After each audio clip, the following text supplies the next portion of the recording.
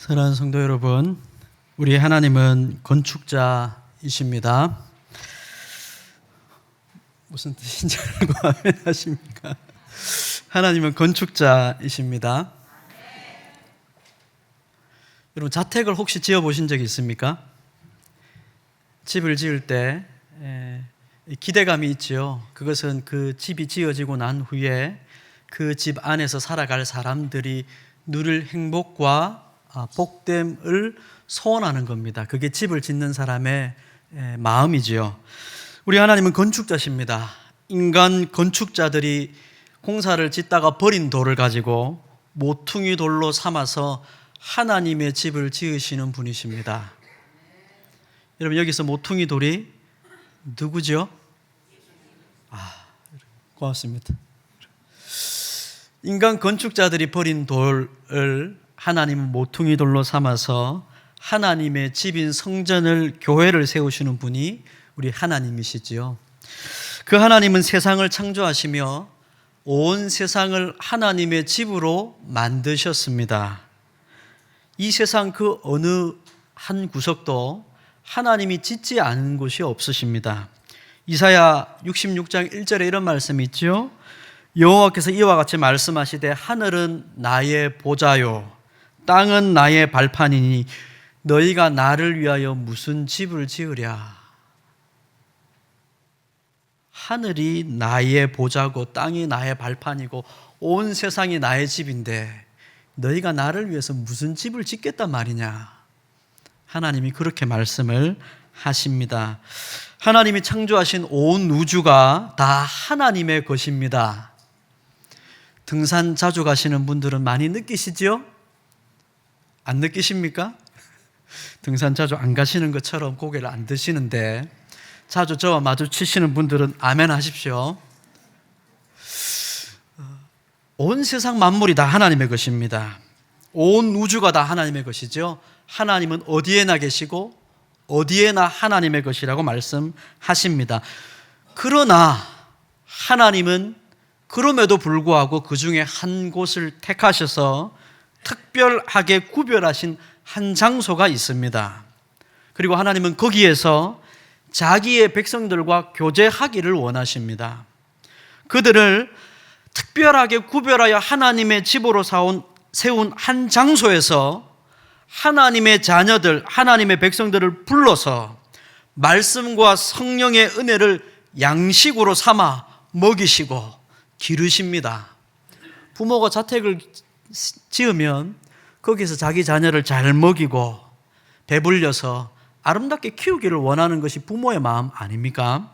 하나님은 특별한 한 장소에서 자기 백성들을 불러 모으시고 말씀과 성령의 은혜를 그들에게 양식으로 삼아 먹이시고 교훈하시고 키우셔서 아름답고 복된 자녀로 길러내기를 원하십니다.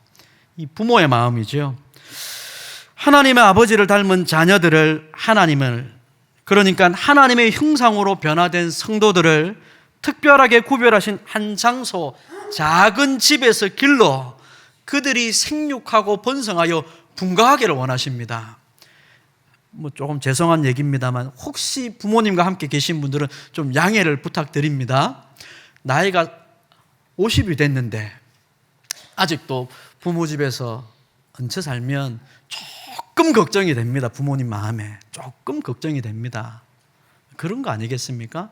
하나님은 자기 집에서, 하나님의 집에서 자녀들을 아름다운 양식으로 먹이고 입혀서 아름다운 자녀, 하나님을 닮은 자녀로 길러 분가하기를 원하시는 겁니다. 온 세상 만물 가운데 가서, 우리 성경의 표현으로 바꿔볼까요? 땅끝까지 가서 거기서 하나님의 자녀로 살기를 원하시는 겁니다. 이게 하나님의 계획이죠. 이걸 교회에서는 주로 어떤 표현으로 쓰냐면요, 어떤 단어로 쓰냐면 예배, 양육, 전도, 선교 이런 단어들로 주로 씁니다. 이게 성경의 하나님의 계획인데 주로 이런 표현들로 교회가 쓰기 때문에 이게 좀 어렵다. 선교 어떻게 하는 거냐, 전도 어떻게 하는 거냐, 예배 왜 드리는 거냐, 양육은 왜 받는 거냐, 이런 다른 게 없지요. 하나님 주시는 양식으로 배불러서 잘 자라서 하나님을 닮은 사람으로 변화되어서 세상의 땅끝까지 가서 거기서도 하나님을 예배하고 거기서도 하나님을 사랑하며 하나님을 닮은 사람으로 살아가는 것. 그러니까 여러분이 도남동 이 통영 끝에 우리가 사는 것은 하나님께서 하나님을 닮은 자로 우리를 세우신 겁니다. 이 복을 여러분이 깨달으셔야 되는 겁니다. 그러나 우리가 가장 먼저 알아야 되는 것이 뭐냐 하면 하나님께서 말씀과 성령의 은혜로 양식을 삼아 자녀들을 먹이셔서 기르시는 하나님의 집이 도대체 어딘가를 우리가 좀 이해를 해야 됩니다. 하나님이 집을 지어놓고 막 불러셔서 야야 와서 밥 먹으래 부르시는데, 그럼 자녀가 부모의 목소리를 듣지 아니하고 모이지 아니하고 거기서 먹지 아니하고 배부르지 아니하면, 잘하지 않으면 여러분 밖에 나가서 부모 욕먹이는 겁니다. 여러분 그 집을, 하나님이 우리를 기르시기 위해서 세우신 그 집을 구약에서는 성소라고 부릅니다. 거룩한 장소, 하나님이 계신 곳, 하나님이 우리를 밥 먹이시는 곳, 성소라고 부릅니다. 또 다른 말로는 성전이라 그러죠. 신약에서는 뭐라 그럴까요? 교회라 그럽니다. 교회. 하나님이 계신 거룩한 곳이죠. 하나님은 거기로 자기 자녀들을 불러 모으십니다. 암탉이 자기 새끼를 불러 모으기 위해서 얼마나 많이 부릅니까? 예수님의 말씀입니다. 암탉이 자기 새끼를 품에 불러 모으기 위해서 그렇게 많이 불러도 잘 모이지를 않지요. 그러나 그 부모의 음성을 듣고 모여서 만나서 교제하고 먹고 자라서 하나님의 형상으로 자라는 사람들이 있습니다. 그런 사람들을 성도라고 부릅니다. 암탉이 자기 새끼를 키우는 곳을 우리는 뭐라 그럽니까? 닭장이죠, 닭장. 여러분, 닭장이죠.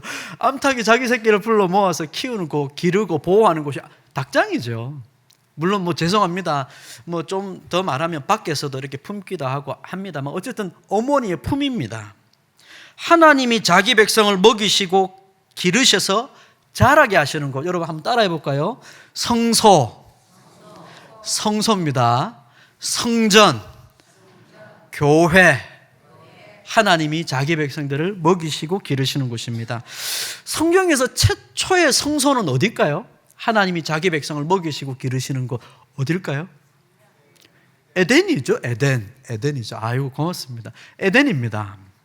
하나님은 처음에 온 땅 중에서도 특별히 동방이라는 곳에 에덴이라는 한 지역의 동산을 만드십니다.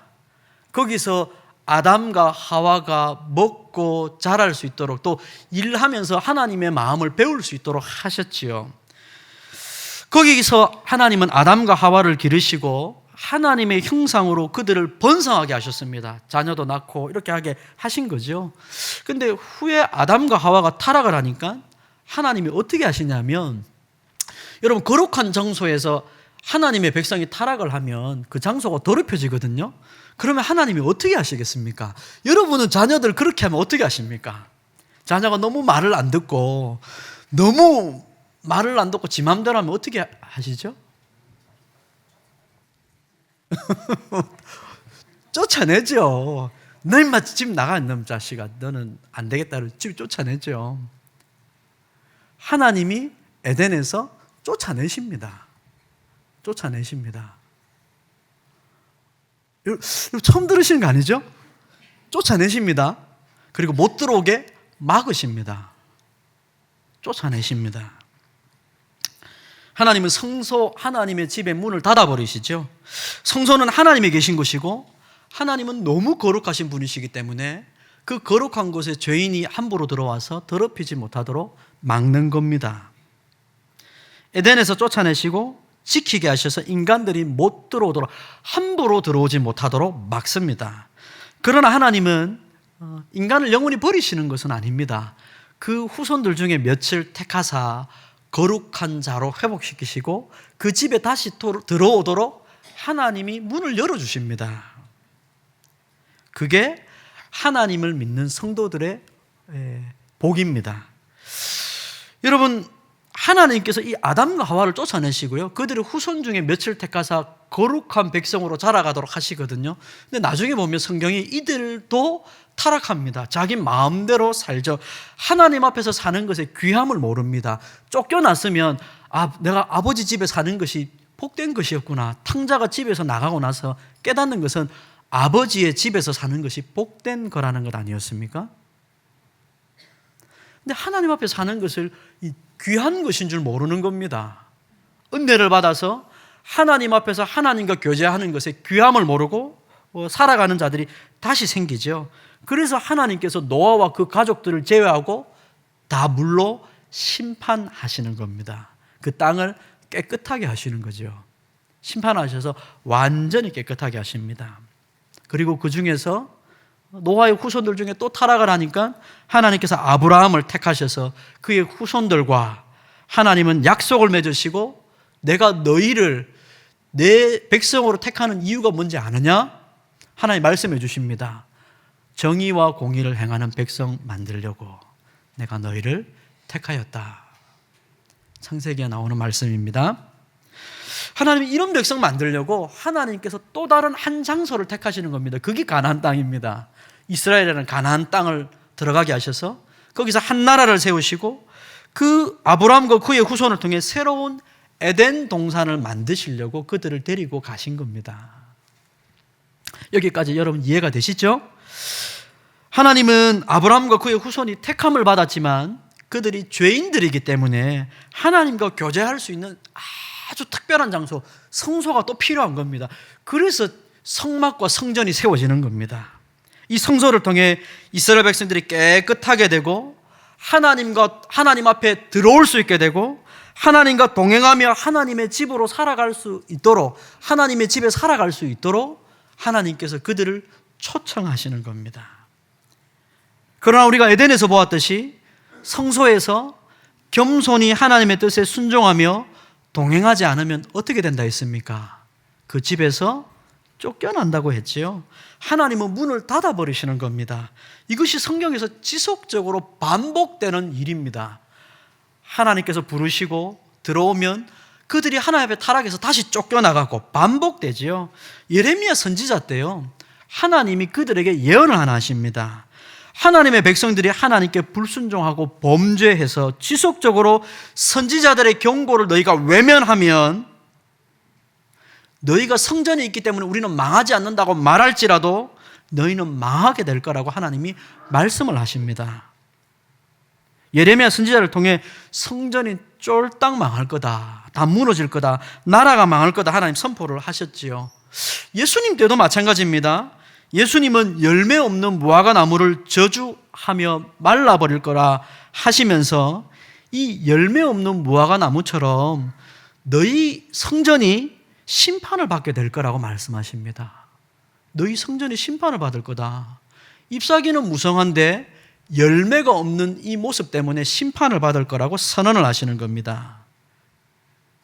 예수님께서 그걸 실제로 보여주시죠. 성전에 들어가셔서 장사하는 사람들의 상을 예수님이 다 뒤엎어버리심으로 성전의 문을 닫아버리십니다. 성전을 폐하시는 거죠. 여러분, 왜 예수님께서 그렇게 하십니까? 성전은 만민이 기도하는 집인데 강도의 구렬로 너희가 바꾸었기 때문에, 하나님 앞에서 하나님과 동행하며 하나님의 말씀을 들으며 하나님과 겸손히 행하는 것이 성전인데 너희가 장사하는 집을 만들어버렸다, 강도의 구리를 만들어버렸다. 하나님께서 그 문을 닫아버리시는 겁니다. 쫓아내는 게 아니고, 여러분, 이게 쫓아내는 것 같은 겁니다. 그 집에서 쫓아내는 것이랑 그 집의 문을 닫고 하나님이 떠나버리시는 거랑 똑같은 겁니다. 하나님이 계시지 않으면 그 집이 거룩한 곳이 아니기 때문에 그렇죠. 여러분, 제가 이걸 여러 번 수요 기도회 때 이 얘기를 말씀을 드렸습니다. 강도의 구렬이 무슨 뜻이라 했습니까? 강도들이 온갖 도둑질을 다 저지르면서 자기 집, 자기 굴에 들어와서는 뭐라 그럽니까? 이제 나는 안전하다. 무사히 다 훔쳤으니까 내 집에 나는 들어왔으니까 나는 이제 들킬 일 없다. 이스라엘 백성들이 성전에서 그렇게 한 겁니다. 온갖 하나님의 말씀에 불순종과 온갖 악을 저지르면서도 성전 안에서 나는 제사했으니까 용서받았다고 얘기하는 겁니다. 이게 예수님께서 성전을 강도의 구렬로 바꾸었다는 말씀의 뜻입니다. 주님은 이 성전을 헐어버리십니다. 이 성전을 헐고 사흘 만에 내가 다시 짓겠다고 말씀하십니다. 자신의 육체를 십자가에 내어주시고 예수님은 사흘 만에 부활하셨습니다. 그들의 죄를 몸에 지고 예수님께서 죽으신 거죠. 예수님이 새롭게 하나님의 집을 지으십니다. 그게 예수 그리스도를 믿는 교회입니다. 여러분, 오늘 말씀을 보면 제가 왜 서두에 이런 얘기를 막 복잡하게 하냐면 오늘 말씀을 보면 같은 일이 벌어지고 있기 때문에 그렇습니다. 엘리 대제사장이 사역하던 시대에 성소가 여러분 당시에 어디에 있었냐면 실로라는 지역에 있었습니다. 실로라는 지역에 하나님의 성소가 있었습니다. 거기에 언약궤가 있었죠. 이 실로를 중심으로 백성들이 신앙생활을 했습니다. 우리식으로 말하면 도남동 지역에 이 예배당을 세워놓고 교회 중심으로 우리가 신앙생활을 하고 있는 겁니다. 그런데 성소에서 사역하는 제사장들인 이 엘리의 두 아들 홈니와 비느하스는 하나님의 말씀을 따라 훈계하는 아버지의 말에 귀를 기울이지 않습니다. 말씀을 듣지 않습니다. 귀 기울이지는 않죠. 하나님의 뜻대로 백성들을 다스리지 않습니다. 그러니까 여러분, 다스리는 사람이 말씀으로 안 가르치면 듣는 사람도 자기 마음대로 사는 겁니다. 백성들은 하나님을 모르는 이방인들을 점점 닮아가기 시작했지요. 그래서 하나님께서 그들의 대표가 되는 엘리와 그의 집안을 심판하시겠다고 말씀한 겁니다. 그런 상황에서 여러분, 우리가 지난주에 본 말씀이 등장한 겁니다. 블레셋과 전쟁을 하게 되었습니다. 패배를 했습니다. 그러면 마음을 돌이켜서 하나님을 쫓고 하나님을 따라야 되는데 이 백성들은 자기 삶을 돌이키지 않습니다. 자기를 돌이키지 않고 하나님을 끌고 오려고 하는 겁니다. 언약궤를 갖고 오려고 하는 거죠. 자기를 돌이켜야 되는데 하나님을 좌지우지하려고 하는 겁니다. 엉뚱한 생각을 하는 거죠. 성전을 강도의 구렬로 만든 예수님 당대의 종교 지도자들과 생각이 똑같은 겁니다. 자기 삶을 돌이키려고 하지 않고 제사에서 성전에 가서 더 제사를 열심히 드리면 될 거라고 얘기하는 겁니다. 성전이 있으니 안전하다 말하는 그들처럼 오늘 본문에 나오는 이 백성들은 언약궤를 가져오면 안전할 거라고 말하는 겁니다. 내가 강도처럼 살아도 성전이 있으니까 나는 안전하다고 말하는 것과 내가 하나님 앞에 불순종해서 범죄해서 전쟁에서 졌는데 언약궤 가져오면 안전하다고 말하는 것과 뭐가 다르겠습니까? 이들은 이 믿음에 대해서 확신했습니다. 거짓 믿음인데 확신을 하는 거지요. 언약궤 가져오면 확실히 이깁니다. 목사님, 그렇게 말씀하지 마십시오. 언약궤 가져오면 이깁니다. 성경 보십시오. 언약궤를 앞세우고 홍해도 갈랐고 이겼지 않습니까? 가져오면 이깁니다. 이렇게 얘기하는 사람들이 등장을 하는 겁니다. 그들이 아무리 확신을 하고 굳게 믿어도 그들의 삶이 변화되지 않습니다. 여러분, 아무리 내가 열심히 믿어도 삶이 바뀌지 않는 이유는 여러분 근본적인 데서 이유를 찾아야 됩니다. 아무리 확신하고 굳게 믿어도 잘못된 믿음은 응답받지 못합니다. 그들은 도리어 대패를 하죠. 언약궤를 가지고 왔는데 대패를 합니다. 이미 선포된 대로, 들은 대로 엘리의 두 아들 홈니와 비느하스가 이 전쟁에서 전사를 합니다. 더 충격적인 것은 전쟁에서 승리를 가져다 줄 것이라고 믿었던 언약궤를 하나님이 임재하신다고 말하는 그 언약궤를 원수의 손에 빼앗겨버린 겁니다. 전쟁이 진정도로 멈춘 게 아니라요, 교회가 송두리째 이 세상에 팔려버린 겁니다. 심각한 거죠, 이게. 여러분, 이게 어느 정도 충격인지 여러분 이해가 되시는지 모르겠습니다. 제가 아까 성경 읽다가요, 봉독을 하다가 이게 너무 마음이 아파가지고 이게 눈물이 날 것 같더라고요. 너무 슬픈 일입니다. 심각한 일이죠. 여러분, 이 전쟁의 결과를 들은 이 엘리 대제사장이 충격을 견디지 못하고 의자에서 뒤로 넘어져서 목이 부러져 죽습니다. 여러분, 18절 말씀을 한번 보시겠습니까? 오늘 말씀에 18절에 이렇게 되어 있죠. 하나님의 괴를 말할 때에 엘리가 자기 의자에서 뒤로 넘어져 문 곁에서 목이 부러져 죽었으니 나이가 많고 비대한 까닭이라 라고 얘기합니다. 너무나도 큰 충격이죠. 근데 여러분, 성경이 좀 이상하지 않습니까? 하나님의 괴를 말할 때 그 소식을 듣고 뒤로 넘어져 죽었으면 놀라서 죽었다 해야 되는데 나이가 많아서 비대해서 죽었다 이렇게 얘기합니다. 여러분, 이게 비대하다는 이 단어가 앞에 여러 번 사용된 단어입니다. 무겁다는 뜻입니다. 그리고 다른 말로 말하면 영광이란 단어입니다. 엘리, 너가 하나님보다 네 아들을 더 무겁게 여겼기 때문에 너의 집안이 심판을 받을 것이라고 말씀했는데 이제 그 무게에 짓눌려서 엘리가 심판을 받는 겁니다. 하나님보다 더 무겁고 중하게 여기는 인생의 문제는 여러분, 우리 스스로 해결 못합니다. 우리 인생이 무겁게 여기는 것, 중요하게 여기는 것은요, 결국 그것이 우리를 짓누르게 돼 있습니다. 여러분, 인생을 살다 보면 그렇지 않습니까? 내가 정말 중요하다고 여기는 것이 내 인생에 채워지지 않으면 여러분, 견디지를 못합니다. 그것이 우리 삶을 짓누르죠. 그러나 하나님의 영광 앞에 그 어떤 것도 내 인생에 더 무거운 것이 없다고 말하는 사람들은요, 바울처럼 말합니다. 가난해도 부한데도 많이 가져도 적게 가져도 자족하는 비결을 얻을 수가 있는 겁니다. 엘리는 하나님보다 자신의 아들을 더 귀하게 여겼고 무거운 것으로 여겼습니다.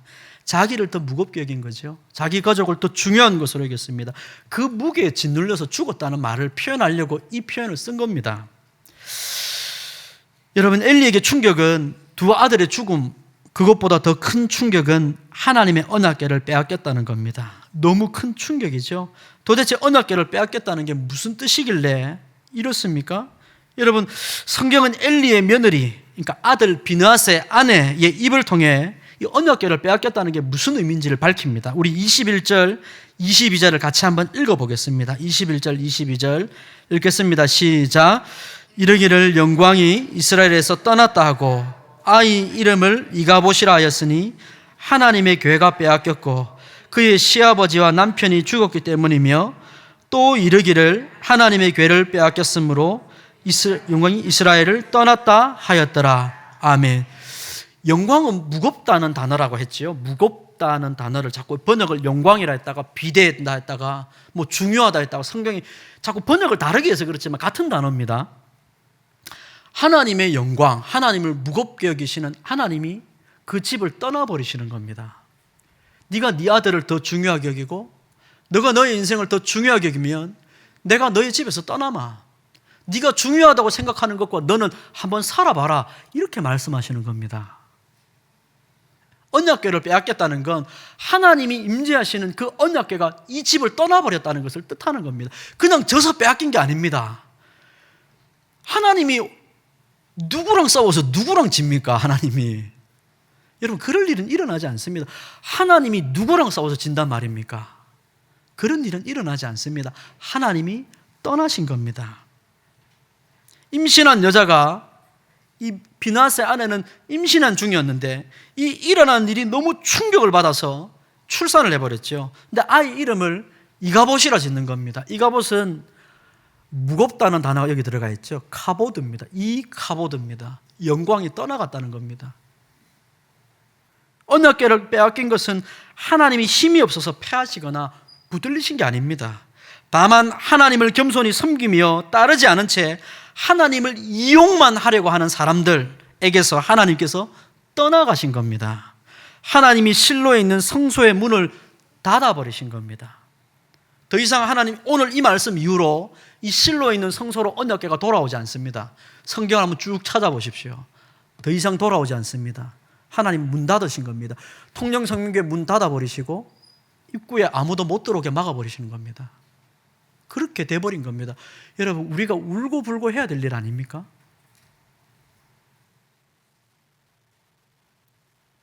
시편 78편 60절에 그런 말씀이 있죠. 이 말씀을 다룹니다. 사람 가운데 세우신 장막 곧 실로의 장막을 떠나셨다고 얘기를 합니다. 시편 78편에 나옵니다. 하나님은 한번 닫으시면 다시 열지 않으십니다. 다른 곳에 다시 집을 세우시지 닫으신 그 집을 다시 열지 않으십니다. 다른 곳에 세우시는 겁니다. 그래서 언약궤가 끌려갔다가 다시 돌아와도 실로로는 안 오는 겁니다. 다른 곳으로 가버리시는 거예요. 이 요한계시록의 표현으로 말하면 촛대를 옮겨버리시는 겁니다. 이제 우리는 깊게 생각을 해야 되죠. 이런 이 말씀을 들으며 우리가 삶과 두렵게 우리의 삶과 교회를 살펴야 됩니다. 하나님은 복음서에서 열매 없는, 그러면서도 막연하게 성전이라, 괜찮을 것이라고 말하며 아니라고 습관적이며 형식적인 신앙생활만을 강조했던 옛 성전, 하나님이, 예수님께서 폐하시죠. 열매 없으면서 아니라고 습관적으로 반복적인 신앙생활 유지하면서 그래도 성전이니까 괜찮을 거라고 말하는 이 신앙을 하나님은 폐하시는 겁니다. 예수님은 이런 성전을 폐하셨습니다. 다시는 이 성전에 돌아가지 않습니다. 이런 예루살렘에 가도 그 성전 없습니다, 이제. 예수님은 그 성전을 폐하시고 이제 온 세상 곳곳에 참 성전이신 주님을 통해 교회를 세우신 겁니다. 닫아버리신 그 집을 닫으시고 주님은 새로운 집을 세우시고 그 집에 저와 여러분을 부르신 겁니다. 저와 여러분이 참 성전이신 주님을 모시고 이들과 같이 온 마음을 다해 이 교회로 예배하러 들어온 겁니다. 이 집에 들어온 겁니다. 그런데 여러분, 우리가 사무엘상에 나와 있는 이 사람들의 모습과 같이 똑같이 우리가 온 마음으로 주님을 따르지 않고 교회 마당만 밟고 주님께서 열어주신, 자기 몸을 찢으심으로 열어주신 그 집으로 들어가서, 그 문을 열고 들어가서 하나님 앞에서 예배하는 일을 가볍게 여기면 여러분, 이 집이 어떻게 되겠습니까? 언약궤만 가지고 오면 자동적으로 승리하겠지. 그래도 나는 이 교회에 발 들여놨잖아. 그래도 주일날 내가 딴 데 안 빼먹고 그래도 걸어서 왔잖아. 여러분, 이것으로 족한 겁니까? 여러분, 정말 우리 예배가 이것으로 만족하는 겁니까? 기계적이고 습관적이며 형식적인 신앙의 어떤 틀만을 고집만 하고 있다면 우리는 무언가 더 크고 중요한 것을 놓치고 있는 것입니다.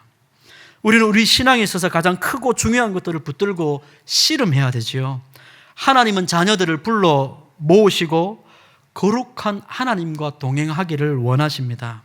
그래서 하나님의 집에 죄인된 우리를 불러서 예수님의 보혈로 우리를 씻어 깨끗하게 하시고 하나님의 말씀으로 우리를 가르치시고 교훈하십니다. 암탉이 그 새끼를 불러 품에 품기를 간절히 바라고 원하는 것만큼이나 그 새끼들 역시 어머니의 품속에 내가 안기기를 원합니다라고 소원해야 되는 것 아닙니까? 여러분, 그렇게 해야 되는 거 아닌가요? 부모만 애 같아서 왜 집에 안 오노? 이렇게 자꾸 구해야 됩니까? 자녀도 내 아버지 집에 내가 들어가기를 원한다. 그 집에서 사는 것이 내가 훨씬 더 좋은 삶이었다. 그렇게 고백하며 아버지께로 와야 되는 것 아닌가요? 실로에 있던 성소가 무너졌습니다. 예루살렘의 성전이 다시 세워지죠. 그러나 그 성전은 다시 무너지게 됩니다. 그들의 타락과 형식적인 신앙 때문에 하나님은 그 문을 완전히 닫아버리십니다. 예수님께서 상을 뒤엎어버리시지요.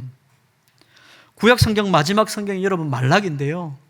여러분, 말라기 성경에 이런 말씀이 있습니다. 한번 들어보십시오. 백성들이 이렇게 얘기합니다.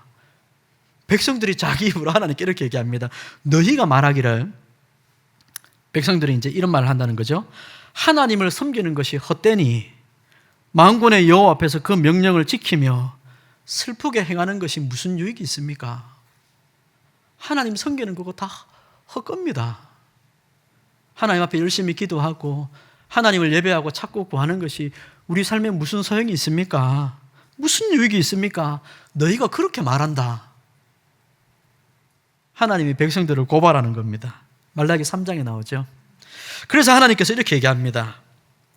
만군의 여호와가 이르노라, 너희가 내 제단 위에 헛되이 불사르지 못하게 하기 위하여 너희 중에 성전 문을 닫을 자가 있었으면 좋겠다. 말라기서에 나오는 말씀입니다.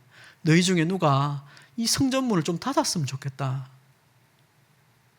나를 간절히 찾고 구하는 마음도 없고 하나님을 찾고 구하고 그분 안에 사는 것이 헛것이라고 말하는 너희가 드리는 그런 예배는 나는 받고 싶지가 않구나.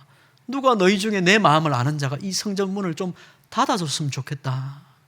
하나님께서 그렇게 말씀하십니다. 예수님께서 손을 들고 제가 닫겠습니다. 그렇게 하시고 성전 문을 뒤엎으셨을까요? 이제 하나님은 이 모든 날 마지막 날에 다시금 불러 모으십니다. 예수님이 자기 피로 다시 세우신 집이 세워졌습니다. 그게 교회입니다. 닫혀진 하나님의 집을 우리 주님께서 새롭게 자기 피로 세우시고 그 문을 열어주셨습니다. 하나님의 아들 우리 구주 예수께서 오셔서 우리를 피로 값주고 사시고 하나님의 집인 교회로 부르십니다. 얘야, 오늘 주일인데 오자, 모이자. 내가 너희를 먹이마, 너희를 입히마. 나와 함께 살며 내 뜻으로 함께 자라자. 하나님께서 우리를 부르십니다. 예수님께서 닫혀버린 하나님의 집을 다시 세우시고 들어오라고 부르십니다. 우리가 간절한 마음으로 그 부르심을 귀한 것으로 여겨서, 여러분, 하나님의 집 교회로 예배하러 나오는 일을 귀한 것으로 여겨야 됩니다, 여러분. 우리는 하나님께서 주시는 것으로 더불어 먹고 마시며 하나님의 자녀로 살아갈 수 있는 복을 받은 겁니다. 여기로 와서 내가 주는 것으로 나와 함께 더불어 먹고 함께 자라자고 말씀하시는 겁니다. 부디 사랑하는 성도 여러분, 하나님의 품 안에서 하나님의 자녀로 사는 것을 귀한 것으로, 무거운 것으로 여기시기를 바랍니다.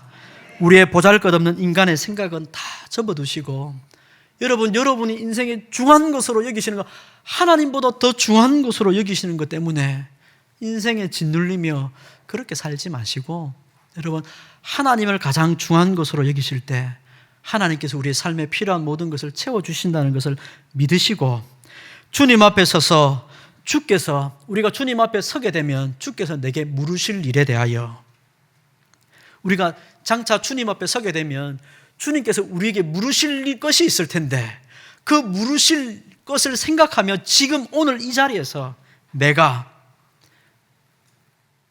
오늘 내가 주님께서 장차 물으실 일에 대해서 오늘 내가 어떻게 살아가는지 다시 한번 점검하시고, 여러분, 문이 닫히기 전에 주님의 음성에 귀 기울이시고 회복하시는 여러분의 가정과 우리의 가정과 우리의 교회가 되기를 주님의 이름으로 축복합니다.